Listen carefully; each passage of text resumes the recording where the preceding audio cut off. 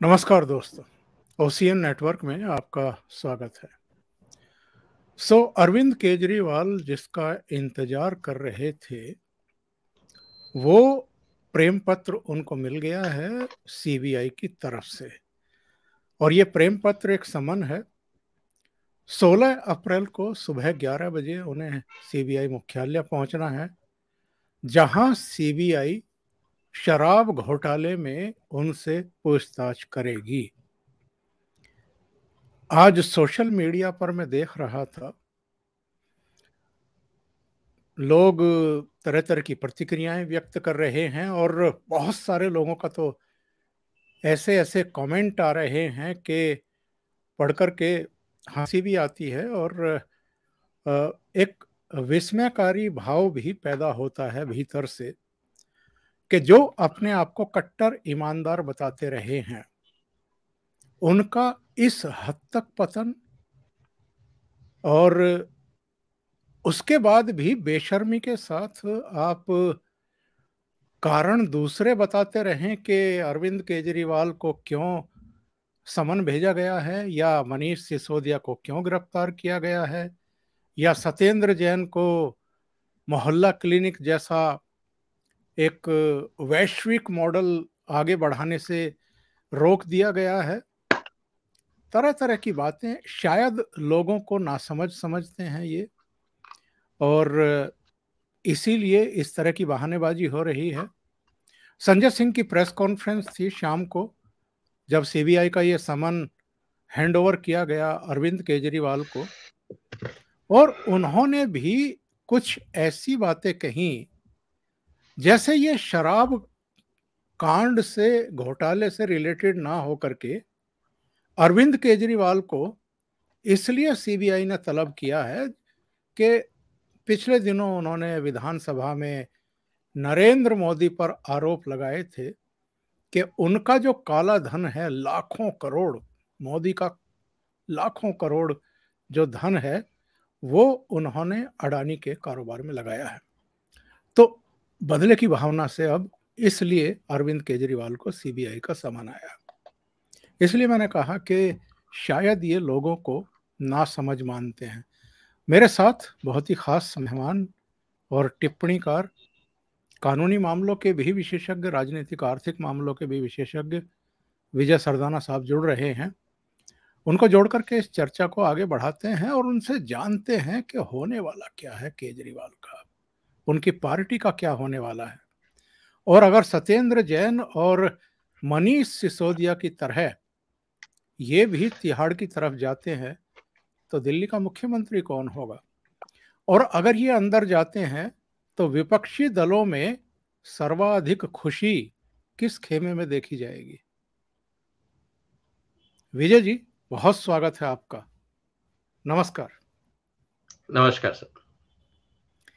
Vijay ji, CBI का समन मिल गया है अरविंद केजरीवाल को। हम लोग जब चर्चाएं करते रहते थे तो मैं भी एक जिज्ञासु नागरिक की हैसियत से आपसे पूछता ही रहता था कि अरविंद केजरीवाल का नंबर कब आएगा, क्योंकि मास्टरमाइंड तो यही है।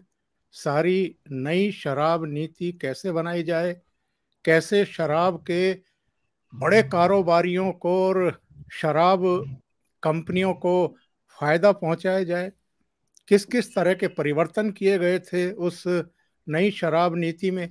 और जैसे ही एलजी ने सीबीआई जांच के आदेश दिए, तुरंत उसको वापस भी ले लिया इन्होंने। लेकिन तब तक तो फंस चुके थे। तो सत्येंद्र जैन जब गिरफ्तार हुए थे विजय जी, तब भी इन्होंने बहाने बनाए। जब मनीष सिसोदिया अंदर गए तब भी इन्होंने कहा कि एक बहुत बढ़िया शिक्षा मंत्री को गिरफ्तार करके अंदर कर दिया। अब अरविंद केजरीवाल को समन आया है तो संजय सिंह कह रहे हैं कि चूंकि सदन में उन्होंने अडानी और मोदी के नेक्सस को खोला था, इसलिए सीबीआई ने समन भेजा है। क्या कहेंगे? ओंकार जी, सबसे पहले आपको और सभी दर्शकों को मेरा प्रणाम। जी बहुत स्वागत है, नमस्कार। सर, एक कहावत है ना कि बकरे की मां कब तक खैर मनाएगी। सर, ऐसा है कि केजरीवाल साहब ने ये कभी सोचा नहीं होगा कि इस तरह की स्थिति उनके सामने आ जाएगी, क्योंकि उनको ये ओवर कॉन्फिडेंस था। जैसा मैं हमेशा कहता हूं कि केजरीवाल साहब की सबसे बड़ी कमजोरी क्या है? Over confidence, very high ambition and very low on competency. अब आप कहेंगे कि साहब कॉम्पिटेंसी लो कैसे हो गई, वो तो आईआईटी क्वालिफाइड है। सर कॉम्पिटेंसी में एक, मैं आपकी एजुकेशन क्वालिफिकेशन से कॉम्पिटेंसी का यहां कोई लेना देना नहीं। यहां सवाल है आपकी गवर्नेंस कैपेबिलिटी का।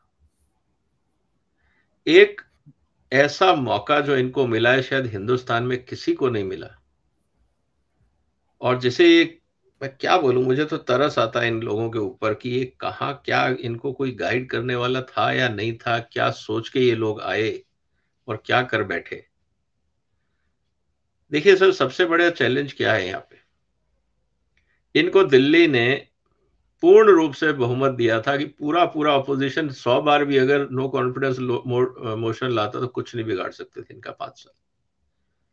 दिल्ली एक ऐसा प्रदेश है जिसके पास पैसे की कोई कमी नहीं, क्योंकि यहां के सारे मेजर खर्चे तो केंद्र सरकार उठाती है, और जो बाकी खर्चे हैं उसमें भी केंद्र की आधी आधी हिस्सेदारी होती है। तो इनके पास पूरा पैसा, पूरा टाइम और पूरा पॉलिटिकल सपोर्ट था, या मैं कहूंगा कि एडमिनिस्ट्रेटिव सपोर्ट था। ये चाहते तो एक इतना अच्छा गवर्नेंस मॉडल दे सकते थे कि दुनिया इनको हमेशा के लिए याद रखती, जैसा आज लोग दुनिया में सिंगापुर का एग्जाम्पल देते। इनके पास ये मौका था रेप्लिकेट करने का, लेकिन जैसा मैंने कहा कि low in competency, high in ambition and desire to grab power, इस कॉकटेल ने इनको बर्बाद कर दिया, चाहिए कुछ भी जस्टिफाई करे। तो इश्यू अब ये हो गया है सर कि जो दिल्ली का कानून है, मैंने इस पे बहुत डिटेल्ड वीडियो बनाया है लाइन बाय लाइन अपने चैनल पे, विजय सुल्ताना इनसाइट्स पे। मैंने एक एक लाइन पढ़ के, एक एक कॉमा फुल स्टॉप का एनालिसिस करके बताया कि कौन से कानून में केजरीवाल साहब फंसेंगे। और आज का जो सम्मन है, जो न्यूज मैंने देखी है, वो एग्जैक्टली वही है। इन्होंने मौखिक रूप से अधिकारियों को यह बोला है कि आप शराब नीति बदलें, और मैं पहले दिन से ये कह रहा था सर कि बगैर सीएम की कंसेंट के ये पॉलिसी बन नहीं सकती। तो ये स्थिति आज हमारे सामने है। अब ये कहेंगे हमारे हस्ताक्षर नहीं है, जैसा इनका एक तमाशा करने का तरीका है, तो अब उस तथ्य में कोई मतलब रहा नहीं जाता, क्योंकि अधिकारियों और मनीष सिसोदिया का आमना सामना करा दिया गया होगा।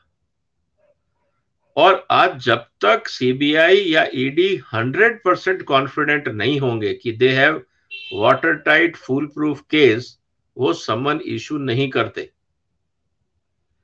और जो हमेशा मैं कहता रहा हूं कि पॉलिटिकली सेंसिटिव मैटर है, कोई भी केंद्रीय एजेंसी रिस्क नहीं लेना चाहेगी, तो सारे तथ्य, सारी चीजों को लाइन में लगा के तब आज इन्होंने इनको सरकारी चाय पीने के लिए आमंत्रित किया है। और टाइम और वेन्यू, जहां पे ओनली वीवीआईपीज ही जा पाते हैं, क्योंकि हर आदमी वहां तक नहीं पहुंच पाता है, इनको वहां चाय पीने के लिए बुलाया। चाय पीने के लिए बुलाया है, ये तो ठीक है विजय जी, पर जो आदमी प्रधानमंत्री बनने के सपने देख रहा था, वो तो मुझे लगता है कि कुछ समय बाद दिल्ली का सीएम भी नहीं रहेगा। तो एक बड़ा संवैधानिक संकट खड़ा होने वाला है आपकी दृष्टि में। जो लालू प्रसाद यादव ने किया था बिहार में, राबड़ी देवी को मुख्यमंत्री बनाया था अपनी जगह, तो दिल्ली का मुख्यमंत्री बनाएंगे अपनी पत्नी को, किसी और पर तो शायद ही इनको भरोसा हो, या केंद्र सरकार जो है सीधे अब सरकार को बर्खास्त करेगी। नहीं सर, देखिए सरकार को बर्खास्त करने का तो तब समझ में आएगा जब ये खुद ही ऐसी कोई हरकत करें, लॉ एंड ऑर्डर करें, या ये हाथ खड़े कर दें कि हम नहीं कर पाते, ये तो अब देखना होगा। लेकिन इनके जो आइडियल है पॉलिटिकल सिस्टम में, लालू प्रसाद जी, इन्होंने उनसे बहुत कुछ सीखा है।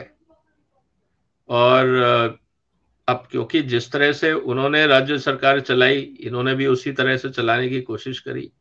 इनको लगा लालू जी को 20 साल लग गए वो घोटाला पकड़ने में, इनको भी शायद 20 साल लगते, तब तक ये भी रिटायर हो जाते। अनफॉर्चुनेटली अब भारत सरकार थोड़ी सी ज्यादा मुस्तैद हो गई, तो वो 20 साल का जो एजम्पशन इनका था वो इनके हाथ में नहीं आया। लेकिन लालू जी ने गवर्नेंस का मॉडल और दिया था कि अगर हस्बैंड जेल चला जाए तो बीवी सीएम बन सकती है। तो I will not be surprise कि केजरीवाल साहब अपनी वाइफ को सीएम बना दें। I will not be surprise. उसका एक एजम्पशन और है। उसका एजम्पशन ये है कि केजरीवाल साहब किसी और इंसान के हाथ में आम आदमी पार्टी की बागडोर नहीं देना चाहेंगे। क्योंकि आपको ध्यान होगा सर, जैसे जितेंद्र मांझी साहब को उन्होंने सीएम बना दिया था थोड़े समय के लिए नीतीश कुमार जी ने, और बाद में पूरी मशक्कत करके उनको हटाना पड़ा, और बाद में उसके बाद जेडीयू खत्म हो गई, ऑलमोस्ट खत्म है। तो स्प्लिट हुआ, पार्टियों में स्प्लिट हुआ, फिर पता लगा कि नहीं ये तो कुर्सी के लालच में इन्होंने सब किया वगैरह वगैरह। तो दिल्ली में आम आदमी पार्टी की कमांड अपने हाथ से या परिवार के हाथ से नहीं देना चाहेंगे, क्योंकि ये जिसको भी देना चाहेंगे तो फिर इनका वजूद पार्टी में रहेगा नहीं। और आम आदमी पार्टी में अगर आप देखें तो आम आदमी पार्टी मतलब केजरीवाल, और केजरीवाल मतलब आम आदमी पार्टी। वहां पे नंबर 2 का कॉन्सेप्ट ही नहीं है, क्योंकि जितने नंबर 2 थे या तो उनको इन्होंने निकाल दिया या सरकार ने इनकी मदद करने के लिए उनको जेल में डाल दिया। तो नंबर 2 का तो आम आदमी पार्टी में कोई कॉन्सेप्ट नहीं है। वहां तो एक ही कॉन्सेप्ट है, मी एंड माई सेल्फ। तो अब किसको बनाएंगे ये नंबर 2? जिसको बनाएंगे वो खा जाएगा। हो सकता है टेंटेटिवली, मैं अब थोड़ा सा स्पेकुलेट कर रहा हूं, हो सकता है वो भी ना हो, अगर जिस तरह से पिछले दिनों सोशल मीडिया पे जो डेवलपमेंट्स दिखी हैं। एक एजम्पशन ये हो सकता था कि शायद ये राघव चड्ढा को ये मौका दे दें, घर का आदमी समझ के। लेकिन जिस तरह से सोशल मीडिया में पिछले दिनों डेवलपमेंट्स हुई हैं, अगर वो सच है तो फिर वो मौका नहीं आएगा, और अगर वो डेवलपमेंट सही नहीं है तो शायद मौका आ जाए। तो ये डिपेंड करता है, बहुत सारी चीजें ऐसी हैं जो पब्लिक डोमेन में नहीं है, हम उसमें स्पेकुलेट मैं तो नहीं करूंगा। लेकिन ट्रेंड यही दिख रहा है सर, कि हो सकता है Mrs Kejriwal can be next potential CM, और ग्रूम करेंगे उनको। और after all she is educated lady, तो she can manage better. Vijay ji, मेरे सामने कुछ चीजें हैं। सोशल मीडिया में बैनर्स, होर्डिंग्स के जरिए शराब को बढ़ावा देने वालों पर दिल्ली सरकार ने कोई कार्रवाई नहीं की, और ये दिल्ली एक्साइज नियम 2010 के 26 और 27 नियम का उल्लंघन है। जिन चीजों की तरफ आपने इशारा किया है कि नई आबकारी नीति लागू करने के लिए केजरीवाल ने GNCT act 1991, transaction of business rules 1993, Delhi excise act 2009 और दिल्ली एक्साइज रूल्स 2010 का सीधे सीधे उल्लंघन किया है। कितनी सजा हो सकती है इनको? देखिए, क्वांटम जहां तक बात है, मुझे लगता है कि पहली बार ऐसा मुद्दा है। अब डिपेंड करता है कि किस प्रावधान में इनको सजा मिलती है। अगर इनको सीबीआई ये प्रूव करती है करप्शन एक्ट में और ग्रॉस करप्शन, तो मिनिमम 3 साल तो है ही, और ज्यादा से ज्यादा 7 साल तक भी जा सकते हैं। तो अगर मैं मिनिमम भी मान के चलता हूं तो 3 + 6 अगर सजा होती है तो 3 + 6 का मतलब ये हुआ सर 9 साल अब ये इलेक्शन नहीं लड़ पाएंगे। तो इसका मतलब ये है कि अब इनको 10 साल तक सिर्फ राजनीति में भ्रमण करना होगा, भाषण देना होगा, लेकिन सत्ता नहीं भोग सकते। हाँ, रिमोट कंट्रोल से अगर ये चलाने की कोशिश करेंगे तो बात अलग है, जैसे पंजाब को चलाने की कोशिश कर रहे हैं, तो वो बात अलग है। पत्नी की अगर उनकी सीएम बन जाती है तो फिर घर की बात है, सिर्फ वाइफ को साइन करने होंगे, काम पीछे से कोई भी करे। तो कहने का मतलब ये है सर कि स्थिति ऐसी ही है। और अब देखना ये है कि कितने गंभीर आरोप सीबीआई कोर्ट में लेके जाती है और कोर्ट उसको कितना संज्ञान देता है, क्योंकि अभी तक इन्होंने जो सेल्फ सर्टिफिकेशन का एक कॉन्सेप्ट शुरू किया था हिंदुस्तान की राजनीति में कि हमने सबके कागज देख लिए हैं, सब ठीक हैं, मैंने बोल दिया है कि ये सब ठीक है, तो अब कोर्ट और कचहरी और कानून की जरूरत क्या है? क्योंकि प्राइम मिनिस्टर के खिलाफ बोला है इसलिए इनके खिलाफ ये हो रहा है, क्योंकि बहुत अच्छे स्कूल बनाए थे इसलिए जेल हो गई, बहुत अच्छे मोहल्ला क्लिनिक बनाए थे इसलिए जेल हो गई। अब मुझे तो ये बात भी समझ में नहीं आ रही कि इतना अच्छा काम हिंदुस्तान में, चलो सीबीआई को समझ में नहीं आता, वो अधिकारी हैं, मतलब जजेस को भी समझ में नहीं आ रहा है। और इन्होंने इतने महंगे महंगे वकील, टैक्स पेयर का करीब 25-25, 50-50 करोड़ रुपए लगा दिया, वो वकील भी नहीं समझा पा रहे हैं जजेस को कि ये देखिए कितना अच्छा काम है, आपको बिल्कुल समझ ही नहीं है कि आप कर क्या रहे हो। तो कुल मिला के स्थिति यह है कि इन्होंने एक इतना अच्छा काम किया है कि जो सबकी समझ से परे है। ना सीबीआई को समझ में आ रहा है, ना ईडी को समझ में आ रहा है, ना हिंदुस्तान में जजेस को समझ में आ रहा है, और ना ही इनके अपने वकील भी एक्सप्लेन कर पा रहे हैं जजेस को ताकि इनको फेवरेबल जजमेंट मिल जाए। तो इतना अच्छा काम करने की जरूरत क्या है सर, जो किसी को ना समझ में आए ना दिखाई दे? तो एक लर्निंग तो ये भी है। और रही बात कि मोदी जी को, क्योंकि उन्होंने टारगेट किया है कि लाखों करोड़ रुपए मोदी जी के 2 नंबर के इन्होंने रखे हैं। सर मुझे एक चीज बताइए, मोदी जी किसके लिए करेंगे? एक मोटिव होता है ना। चलो मोदी जी की फैक्ट्री है, उनके बच्चे चला रहे हों, और अब फैक्ट्री को एक्सपेंशन करना हो तो एक मुकेश अंबानी के कंपटीशन में उनको अपना बिजनेस खड़ा करना, बात समझ में आती है सर। एक आदमी जिसका परिवार, जिसकी माताजी, जिनके भाई, सब के सब एक बिलो मिडिल क्लास फैमिली के रूप में रहे, और जो इनको पेंशन फंड मिला वही अपना गुजरात में अपने जो कर्मचारी थे उनके खाते में, उनके बच्चों, खासकर उनकी बेटियों के खाते में छोड़ा है कि भाई इससे बच्चों को पढ़ा लेना। और एक रिटायर्ड प्राइम मिनिस्टर को सर वैसे ही सारी सुविधाएं तो सरकार देगी, उनको रहने को जगह मिलेगी, उनको गाड़ी मिलेगी, उनका ऑफिस स्टाफ होगा, उनको जो भी सुविधाएं, टिकट विकेट, जहां भी जाना होगा जाएंगे, कौन रोकने वाला है? और फिर बीजेपी जब बाकी अपने नेताओं की फ्लाइट, होटल वगैरह का इंतजाम कर सकती है तो क्या मोदी जी का नहीं कर पाएगी? और वैसे भी मोदी जी को पैसा अपनी जेब में रखने का फायदा क्या है भाई? साइन तो उन्हीं को करने होंगे, सिग्नेटरी तो वो अकेले होंगे, या उन्होंने कुछ और गैंग बना रखा है जो उनके बिहाफ पे साइन करते होंगे। तो अगर वो उनके बिहाफ पे साइन करते होंगे, एड्रेस किसी और का है, सब कुछ किसी और का है, तो फिर वो मोदी जी का हुआ कैसे? तो कहने का मतलब ये है कि ये सिर्फ खिसियानी बिल्ली खंबा नोचे। इनको अब कुछ समझ में नहीं आ रहा कि किस पे आरोप लगाएं, तो सीधा सीधा मोदी पे ही टारगेट कर लो, और यहीं पे ये गलती कर रहे हैं। अगर ये किसी और पे टारगेट करते तो शायद जनता मान लेती। इनकी जो रणनीति है सर, यहां ये बैकफायर करेगी। मान लीजिए किसी और मंत्री का नाम लेते कि ये देखो इस मंत्री ने फंसवा दिया, उसने फंसवा दिया, क्योंकि हमने उसका नाम लिया था इसलिए लिया था, और वगैरह वगैरह। आपने पीएम पे टारगेट किया, और जनता, चाहे कितने भी आप विरोध में हो, चाहे आप कितने भी मोदी के खिलाफ बोलते हो किसी भी चैनल पे या फोरम पे, कम से कम आप ये तो नहीं कह सकते यार कि यह आदमी पैसे लेके और करप्शन करेगा। वो करेगा क्या? उसका मोटिव तो होना चाहिए ना सर। एज ए लॉयर मैं तो सबसे पहले ये देखूंगा कि मोटिव क्या था। मोदी साहब को अगर 500 करोड़ भी अगर कोई दे दे, ये तो लाखों करोड़ की बात कर रहे हैं, मैं कह रहा हूं 10 करोड़ भी अगर वो दे दे, वो करेंगे क्या उसका? सरकारी हवाई जहाज उनके पास, सरकारी गाड़ियां, बुलेट प्रूफ सिक्योरिटी उनके पास। ऐसा तो है नहीं कि वो इंडिपेंडेंटली शॉपिंग करने जाते होंगे।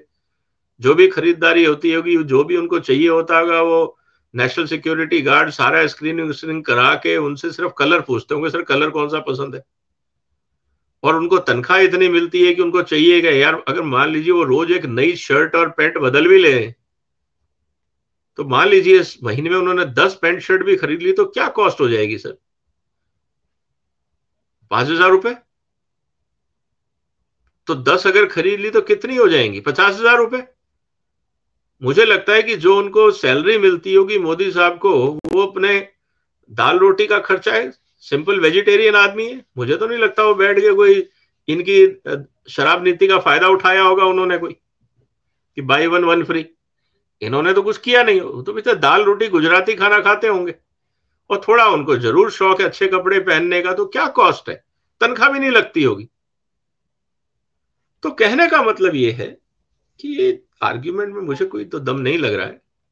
बाकी ठीक है, अब हिंदुस्तान में फ्रीडम ऑफ एक्सप्रेशन एक आजादी है, उसमें ये तो लिखा हुआ नहीं है कि आपको लॉजिकल बोलना है या आपको समझदारी से बात करनी है। फ्रीडम ऑफ एक्सप्रेशन आप मूर्खता का प्रदर्शन करने के लिए भी कर सकते हैं, जो हो रहा है।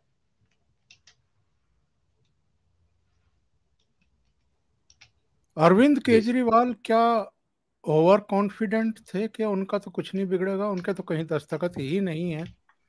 और आप चूंकि कानून के जानकार हैं, और अभी आपने कहा कि सीबीआई तभी किसी को सम्मन जारी करती है जब उसके हाथ में बहुत सारे सवाल ऑलरेडी आ चुके होते हैं, तो आपकी दृष्टि से पूछताछ में क्या क्या सवाल इनसे पूछे जा सकते हैं? सर, इनसे सिर्फ मुश्किल से 2-3 सवाल ही बनते हैं, इनसे ज्यादा कुछ पूछना नहीं है, क्योंकि बाकी कार्रवाई तो सब सीबीआई ने कर ही ली। इनसे पहला सवाल ये पूछा जाएगा कि क्या पॉलिसी बदलने का निर्णय आपका था, यस और नो। अब ये बोलेंगे नो, तो वहां जितने भी अधिकारी होंगे या सिसोदिया साहब बैठे होंगे, मेरे को लगता है कि पहले दिन इनसे अकेले में पूछा जाएगा, जो मुझे लगता है। बाकी तो सीबीआई नोज बेटर, हम तो एक गेस वर्क कर रहे हैं कि क्या सिचुएशन हो सकती है। पहले दिन तो मेरे ख्याल से इनसे सारे सवाल वो अकेले में पूछेंगे, रिकॉर्ड कर लेंगे कि बताइए क्या आपने पॉलिसी बदलवाई। तो इनके पास 2 ही ऑप्शन बचते हैं, हाँ या ना। अगर ये बोलते हैं कि नहीं मैंने नहीं करी, तो किसने करी? तो फिर ये कहेंगे जी सिसोदिया ने करी, आपको पता था। और कानून के हिसाब से तो आपको आपकी कंसेंट के बगैर होना नहीं चाहिए, तो आपसे कंसेंट ली या नहीं ली। फिर सवाल आएगा यस और नो। यस आता है तो रास्ता साफ है, इसका मतलब आप सूत्रधार हैं। अगर वो कहते हैं नो, तो इसका मतलब सिसोदिया ने संवैधानिक मर्यादाओं का उल्लंघन किया है, सीएम साहब को डार्क में रखा है। तो क्या आप ये लिख के देने को तैयार है एज एफिडेविट कि मुझे सिसोदिया ने कोई इंफॉर्मेशन नहीं दी?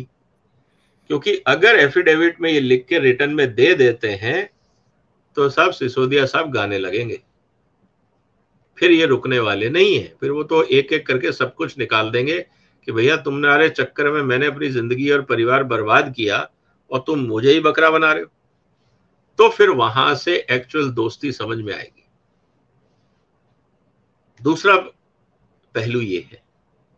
फिर तीसरा ये है कि आपने अगर इस पॉलिसी में ये 12% का काम हुआ, तो आपको पता है कि इस तरह से आपकी आम आदमी पार्टी ने यहां पे आपने पैसे भिजवाए, सुकेश ने ये कहा, तो जो बाकी सर्कमस्टांशियल एविडेंसेस हैं to prove the point of corruption, CBI उस पर 5-7 सवाल बना के पूछ सकती है।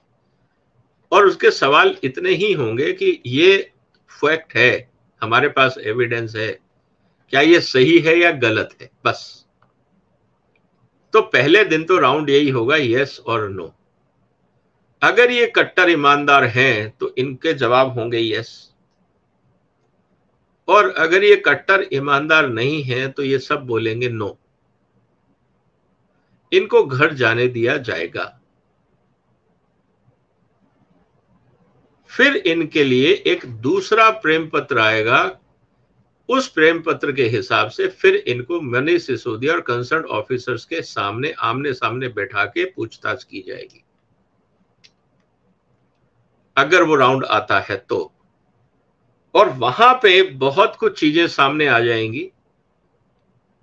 या तो मान लेंगे या नहीं मानेंगे, या फिर उनके सामने मनीष सिसोदिया अपने बयान से पलटेंगे या मेंटेन करेंगे। तो जो सेकेंड राउंड है, अगर ये देखिए ईमानदार है तो फर्स्ट राउंड में प्रॉब्लम सॉल्व हो जाएगी। अगर ये ईमानदार नहीं है तो उसके आगे सर्कस लंबी चलेगी। ये है मेरा असेसमेंट। सत्येंद्र जैन को अब तक जमानत नहीं मिल रही है, 30 मई को गिरफ्तार हुए थे।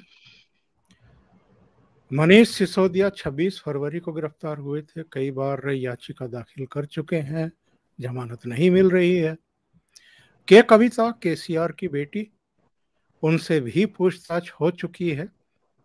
जिस दक्षिण की शराब कंपनी की चर्चा चल रही है कि उससे 100 करोड़ रुपया पकड़ा गया है, इन्होंने थामे हैं, उसके तार सीधे के कविता से जुड़ते हैं। के कविता भी अगर गिरफ्तार होती हैं, अरविंद केजरीवाल भी गिरफ्तार होते हैं, तो इनके लिए कितना मुश्किल होने वाला है। क्योंकि अगर मनीष सिसोदिया को भी अभी तक जमानत नहीं मिल रही है और अदालतें जमानत देने को तैयार नहीं है, इसका मतलब ये है कि ईडी और सीबीआई ने अदालतों के सामने ऐसे प्रूफ रख दिए हैं जिनसे अदालतें पूरी तरीके से सहमत हैं। तो अरविंद केजरीवाल के लिए कितनी बड़ी मुश्किल खड़ी होने वाली है। सर देखिए, जिस पॉलिटिकल कैपिटल को लेके ये आए थे राजनीति में, वो थी इनकी ईमानदारी और इनकी छवि। वो तो खत्म हो जाएगी। तो ये भी बाकी जो अपने आप को अभी तक रंगा सियार की तरह अलग रख रहे थे कि मैं तुमसे सुपीरियर हूं, बाकी तो सब करप्ट हैं, क्योंकि जब इन्होंने अन्ना का आंदोलन चलाया था इंडिया अगेंस्ट करप्शन में, तो ये सभी के तो फाइलें ले लेके घूम ही रहे थे ना कि कांग्रेस करप्ट है, एनसीपी करप्ट है, बिहार में लालू जी करप्ट है, ये करप्ट है, वो करप्ट है। इनके अलावा पूरे हिंदुस्तान में एक ही आदमी था जो ईमानदार था, और वो ये खुद, और उसका सर्टिफिकेट भी इन्होंने अपने आप को खुद ही दिया था। अब उस सर्टिफिकेट की वैलिडिटी नहीं रहेगी, तो वो एक्सपायरी डेट हो गई। जब आपका सेल्फ गिवन सर्टिफिकेट काम नहीं आ रहा है तो किसी और को देना है। मुझे नहीं लगता पूरे हिंदुस्तान में एक भी पॉलिटिकल पार्टी ये बोलने को तैयार हो जाएगी कि साहब केजरीवाल साहब ईमानदार आदमी है, हम गारंटी दे रहे हैं। क्योंकि राजनीति में ऐसा होता नहीं है। तो जब ये होगा तो फिर पॉलिटिकल पार्टीज, जितने पॉलिटिकल लीडर्स हैं, जितने लोग हैं जो सबके इन्होंने सर्टिफिकेट बांटने शुरू किए थे, सबसे पहले तो उनके अंदर ही अंदर वो हंसेंगे कि यह आदमी अपने आप को कहां से कहां ले गया। दूसरा, इनका जो मास कैडर है, जो मिडिल क्लास है, जो इनके साथ जुड़ना चाह रहा था, वो इनसे दूर हो जाएगा।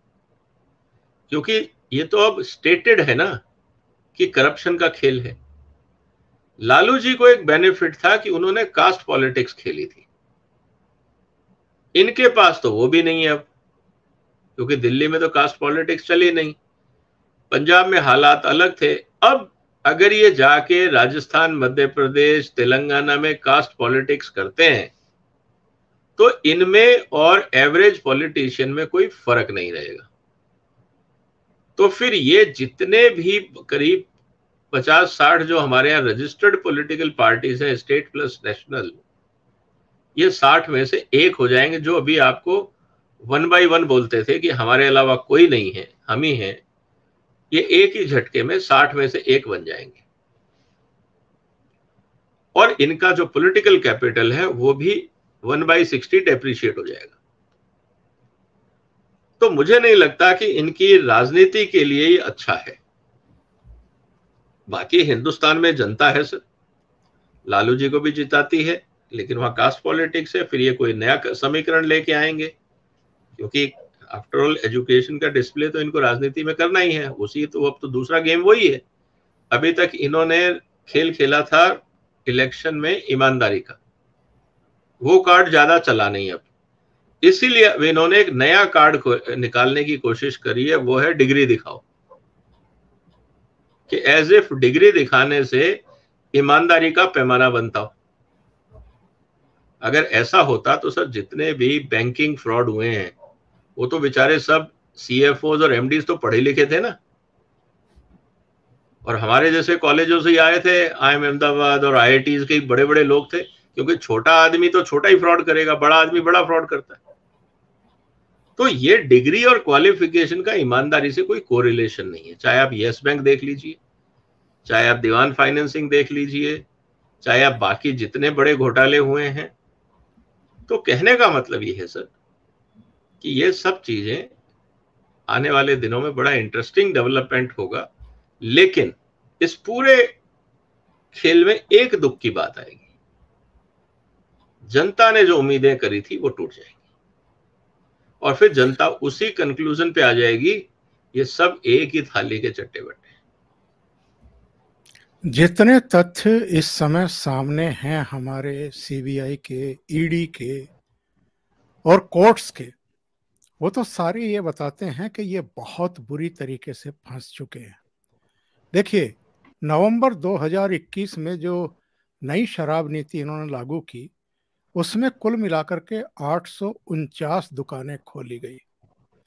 पहले 60% सरकारी दुकानें हुआ करती थी शराब बेचने की, 40% प्राइवेट होती थी। इन्होंने 100% प्राइवेट कर दी, और इससे सरकार के राजस्व को सीधा धक्का लगा, सीधा नुकसान पहुंचा। दूसरे, इन्होंने शराब बेचने के लिए मिलने वाली लाइसेंस फीस कई गुना बढ़ा दी। L1 लाइसेंस पहले ठेकेदारों को 25 लाख में मिल जाता था। नई आबकारी नीति में इन्होंने 5 करोड़ की व्यवस्था कर दी, और जो छोटे शराब कारोबारी थे वो अपने आप रेस से बाहर हो गए, और जितने बड़े बड़े कारोबारी थे उनको सीधा फायदा पहुंच गया। दूसरे, डिप्टी चीफ मिनिस्टर और आबकारी मंत्री मनीष सिसोदिया के कहने पर आबकारी विभाग ने L1 बिडर को 30 करोड़ रुपए वापस भी कर दिए, और एक्साइज पॉलिसी में पैसा वापस करने का कोई नियम ही नहीं था।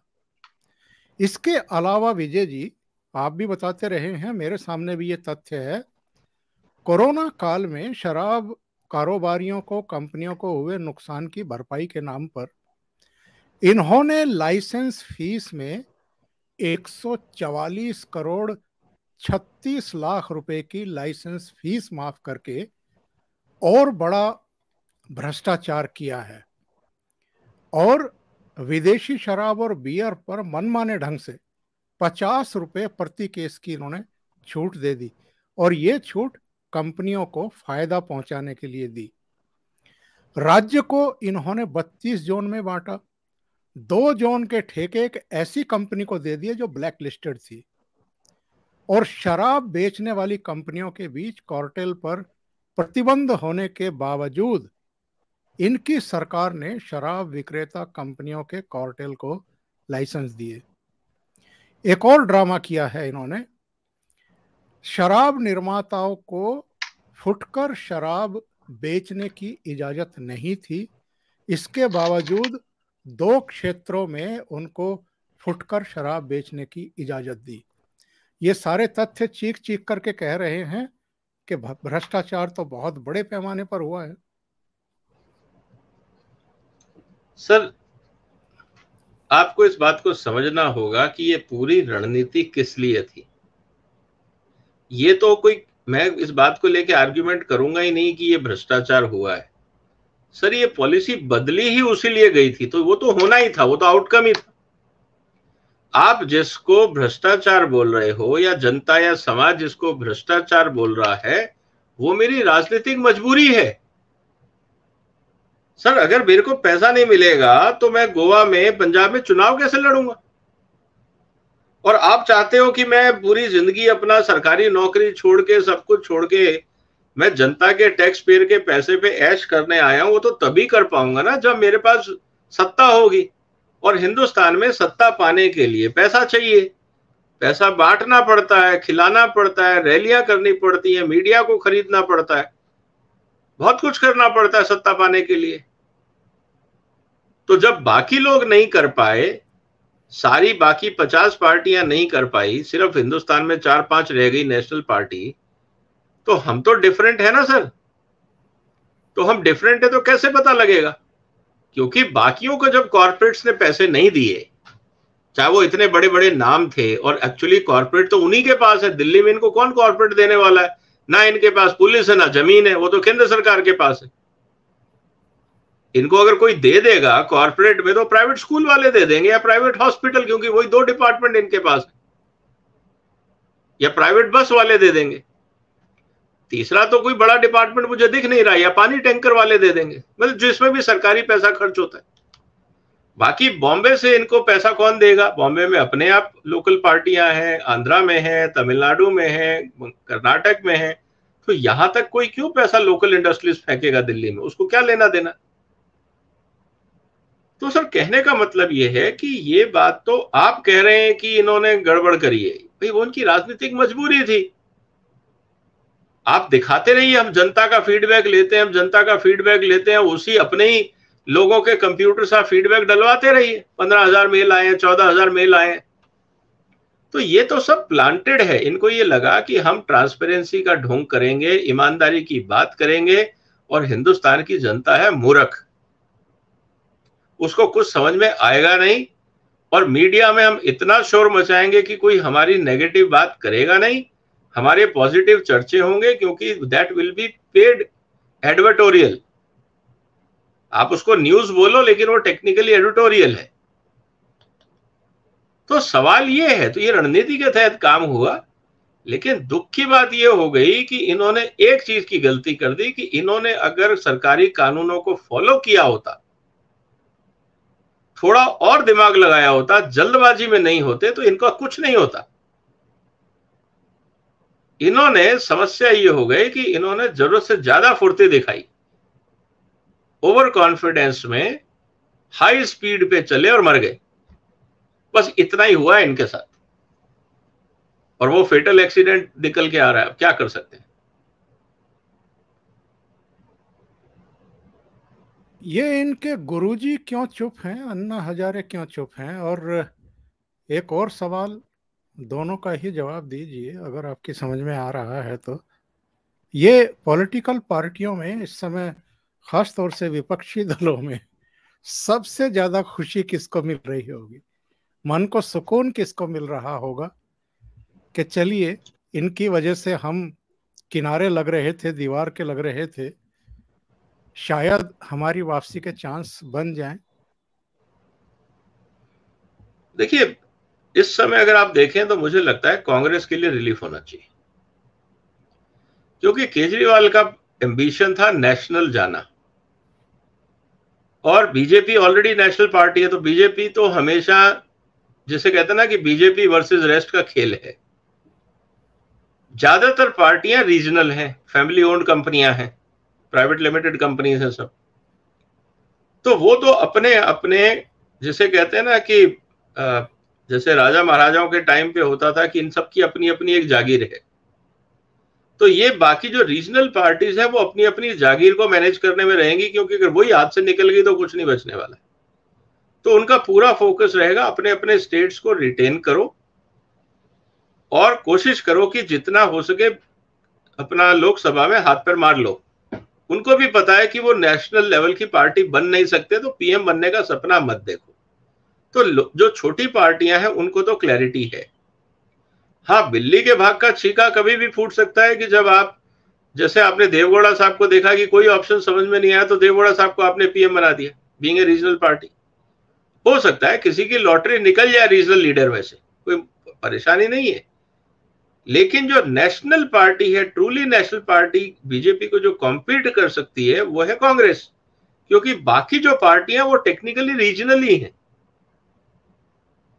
अगर आप बीएसपी की बात करते हैं तो वो टेक्निकली रीजनल है, या नेशनल पीपल्स पार्टी की आप बात करते हैं, वो बेसिकली नॉर्थ ईस्ट की पार्टी है, संगमा साहब की पार्टी। तो कहने का मतलब ये है कि कोई ज्यादा ऑप्शन इनके पास बचे नहीं है। तो एक ही पार्टी, बीजेपी, कांग्रेस, और एक जो पार्टी उभर रही है, जो थोड़ा एग्रेसिवली जिसकी लीडरशिप काम कर रही है, वो है आम आदमी पार्टी। और अगर आम आदमी पार्टी पे डेंट लगता है तो कांग्रेस के लिए रास्ता साफ होता है to have a big role in front of BJP in national election. अब ये देखना है। और फिर कांग्रेस, क्योंकि अगर केजरीवाल साहब की मान लीजिए कि अरेस्ट होते हैं या कोई भी स्ट्रिक्चर आता है कोर्ट से व्हाटएवर, तो फिर कोई भी छोटी पार्टी इनके साथ जाने को तैयार नहीं होगी। और कांग्रेस के लिए आसान होगा उनको कन्विंस करना कि देखिए अकेले अकेले तो तुम कुछ कर नहीं पाओगे, हम लोग मिलके करते हैं, सेंटर की लीडरशिप कांग्रेस लेगी और हम राज्यों में सीटों का बंटवारा कैसे होगा, हम राज्य टू राज्य एक एक करके चर्चा हम हर लोकल लीडरशिप से करेंगे, उसमें नेशनल लीडरशिप की प्रॉब्लम नहीं। तो मुझे लगता है कि ये इक्वेशन आने वाले दिनों में बनेगी कि भाई ऑपोजिशन में, for example in Telangana it can be Congress plus TRS या बीआरएस जो भी आप बोले, एंड वर्सेस बीजेपी। इसी तरह से DMK plus Congress versus BJP. इसी तरह से जो भी साउथ में CPI plus Congress plus opposite BJP. तो ये इस तरह के इक्वेशन बनेंगे, जेडीएस कांग्रेस अपोजिट बीजेपी, या शिवसेना एनसीपी और कांग्रेस वर्सेस बीजेपी। तो ये समीकरण बनेंगे। इसके अलावा तो मुझे और कुछ दिखता नहीं। तो सबसे बड़ा अगर गेन किसी को होगा तो प्रोपोर्शनेटली कांग्रेस को होगा। और एक एक करके उनके चेले अंदर जा रहे हैं, अंदर जाने की प्रक्रिया में हैं। अन्ना इसलिए नहीं बोल रहे कि उनको बोलने लायक नहीं छोड़ा इन्होंने। सर अन्ना अभी नहीं बोलेंगे, जिस दिन इनके ऊपर कार्रवाई हो जाएगी अन्ना को उस दिन बोलना चाहिए, पहले नहीं बोलना चाहिए। और अन्ना को अपना जो स्टेटमेंट था वो सिर्फ दोहरा देना चाहिए, ज्यादा लंबी प्रेस कॉन्फ्रेंस नहीं करनी चाहिए। उनको एक लाइन की प्रेस कॉन्फ्रेंस करनी चाहिए कि मैंने पहले भी कहा था अरविंद को कि ये सत्ता का नशा आदमी को करप्ट कर देता है, तुम्हें दूर रहना है। इन्होंने मेरी बात नहीं मानी, 10 साल बाद आपके सामने रिजल्ट है, धन्यवाद। बस इतना अन्ना बोलेंगे तो अन्ना का स्टेचर बढ़ जाएगा। ज्यादा स्टेटमेंट देंगे तो फिर वो पॉलिटिकल छिछलेबाजी होगी।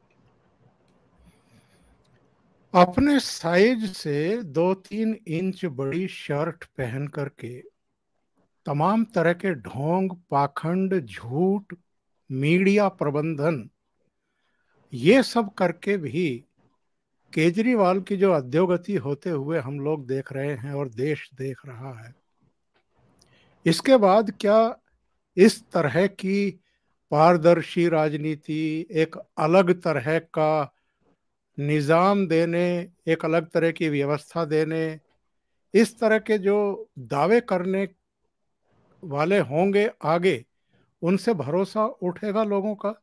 ये बाबा भारती और घोड़े वाली जो कहानी है वो यहाँ चरितार्थ हो रही है। इन्होंने कितने ऊंचे ऊंचे ख्वाब दिखाए थे और इनका हस्र क्या हुआ है। सर देखिए, जब आप जरूरत से ज्यादा गुब्बारा फुलाते हैं तो वो फूटता ही है ना सर। मैंने इसीलिए बोल रहा हूं कि low in competency high in ambition ने इनको लेट डुबाया। अगर ये समझते कि नहीं मुझे दिल्ली को रोल मॉडल बनाना है और ईमानदारी से काम करते तो बाकी राज्यों में लोग अपने आप बुला लेते। मोदी जी को दिल्ली में लाने का श्रेय गुजरात मॉडल को है, बीजेपी को नहीं है।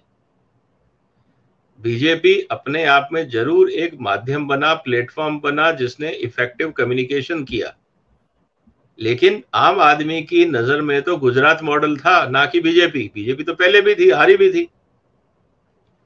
तो मोदी जी को लाने का पर्पज यही था कि जो आप गुजरात मॉडल करते हो करके दिखाओ देश में। अब इसीलिए वो लगे हुए हैं वंदे भारत में, एम्स खोलने में, आईआईटी खोलने में, आईएम खोलने में, कि लोग जब निकले हैं और उनको वंदे भारत सड़कों मतलब कि रेल पटरियों पर दौड़ती हुई दिखे तो लोग यार मोदी ने किया। जब वो अपने सिटी में घूमे और एम्स की बिल्डिंग दिखे तो लोग बोलेंगे मोदी ने किया। नए रेलवे स्टेशन देखेंगे तो बोलेंगे मोदी ने किया। सड़कें हाईवेज देखेंगे तो बोलेंगे मोदी ने किया। और मोदी ने और करना क्या था? पैसा तो जनता का ही है, टैक्स पेयर का पैसा है, लेकिन उसको इस्तेमाल कैसे करना है जिसमें जनता का भी फायदा हो जाए और पॉलिटिकल माइलेज मिल जाए। यही तो पॉलिटिकल मैच्योरिटी है। क्या दिल्ली में केजरीवाल को टाइम नहीं मिला है सब करने का? आज की तारीख में अगर आप चले जाएं विधानसभा के सामने, असेंबली के सामने, दिल्ली असेंबली के सामने, वहीं सड़कों की हाल देख लीजिए। वहीं मेट्रो स्टेशन है सिविल लाइंस का, और वहां देख लीजिए आप ई रिक्शाओं की भीड़ रोज कैसे लगती है। अगर एक बस अगर रुक जाए तो एक लेन की सड़क बन जाती है। पार्किंग की सुविधा नहीं। इनकी विधानसभा से 1 किलोमीटर पे दिल्ली यूनिवर्सिटी है, उसी को ही वर्ल्ड क्लास बना देते कि यार मैं दिल्ली में रिसर्च चाहता हूं, मैं बहुत बढ़िया R&D फैसिलिटीज चाहता हूं, तो जितने दिल्ली सरकार के कॉलेज हैं वर्ल्ड क्लास होंगे, क्योंकि सिसोदिया साहब तो स्कूल बना रहे थे वर्ल्ड क्लास। आप भी 5-7 अच्छे कॉलेज बना देते विद लेटेस्ट रिसर्च फैसिलिटीज। आप यूनिवर्सिटी की सड़कों का हाल देख लीजिए जाके। गवर्नर हाउस से 1 किलोमीटर के बाद जो लाल बत्ती आती है उसके आसपास 4 बड़े हॉस्पिटल हैं। वहां जिस हिसाब से ट्रैफिक जैम लगता है, अगर ये उसी को ही सही कर देते तो लोग कहते चलो दिल्ली में सुविधा हो गई। दिल्ली में सबसे बड़ी समस्या पार्किंग की है। हर विधानसभा क्षेत्र में 1000-1000 गाड़ियों की पार्किंग बना देते, पैसा तो था ही, पैसे की तो कमी थी नहीं। तो अगर मोदी जी पूरे देश में एम्स का इनॉग्रेशन कर रहे हैं तो हर विधानसभा क्षेत्र में एक लंबी चौड़ी पार्किंग की बिल्डिंग या अंडरग्राउंड पार्किंग देख के लोग ये तो बोलते हैं यार केजरीवाल ने अच्छा काम किया है। ये तो पॉसिबल था ना सर। लेकिन आपने स्कूल बनाया, उसमें पैसे खा गए। आपने मोहल्ला क्लिनिक के नाम पे तमाशा किया, उसमें पैसे खा गए। आपने पानी को लेकर टैंकर हटा दूंगा, माफिया हटा दूंगा, वो नहीं आप कुछ कर पाए। तो आपने तो एक जो हाथ, जिसे कहता है ना, थाल में परोसी हुई सत्ता विद ऑल द रिसोर्सेस, आप वो नहीं कर पाए। तभी तो मैं पहले दिन से कह रहा हूं कि पंजाब इनको सही सबक सिखाएगा कि राज्य सरकारें चलाना मजाक नहीं है। और आप देख लीजिए पंजाब से एक पॉजिटिव खबर नहीं आती है जो बाहर आती है, चाहे कितना भी बोल लें कि हमने पंजाब में ये कर दिया वो कर दिया, लेकिन पंजाब से एक भी पॉजिटिव खबर बाहर नहीं आ रही है। कहीं पे बॉम्ब ब्लास्ट की खबर आती है, कहीं पे आतंकवादी की आती है, कहीं पे कुछ और आता है, कहीं पे पुलिस एनकाउंटर आता है, कहीं आपस में हत्याएं हो रही हैं। तो ये तो इनका गवर्नेंस मॉडल है। तो स्थिति मुश्किल है सर। बहुत बहुत धन्यवाद विजय जी, इतना समय निकालने के लिए, और सभी दर्शकों का भी जुड़ने के लिए बहुत धन्यवाद। अगर आपको ये वीडियो पसंद आया है, वार्तालाप पसंद आया है, टिप्पणियाँ पसंद आई हैं, तो लाइक ज़रूर करें, कमेंट भी करें, और वीडियो को अपने मित्रों को फॉरवर्ड ज़रूर करें। और आखिर में एक निवेदन, विजय सरदाना जी का चैनल ज़रूर सब्सक्राइब करें। विजय सरदाना इनसाइट्स के नाम से है। बहुत बहुत धन्यवाद Vijay ji, thank you so much. नमस्कार। नमस्कार सर, वंदे मातरम। वंदे मातरम।